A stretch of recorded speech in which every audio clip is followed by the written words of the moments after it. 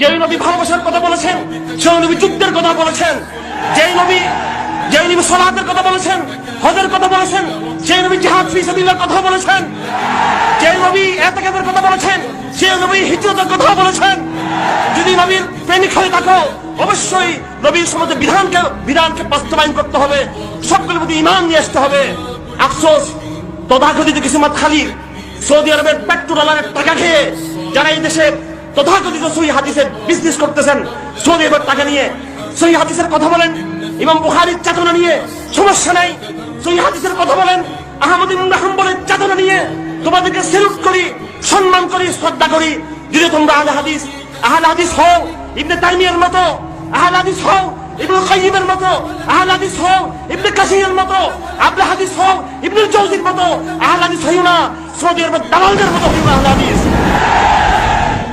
আজকে তারা বলতেছে কি যে ভারতের ব্যাপারে কথা বলা যাবে না, অনুমতি নিয়ে করতে হবে।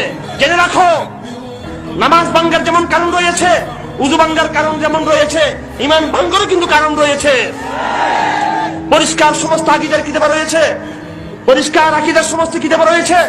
ঈমান আনার জন্য, মুমিন হওয়ার জন্য ইসলামের, কোরআনের, হাদিসের সমস্ত কিছু মেনে নিতে হবে।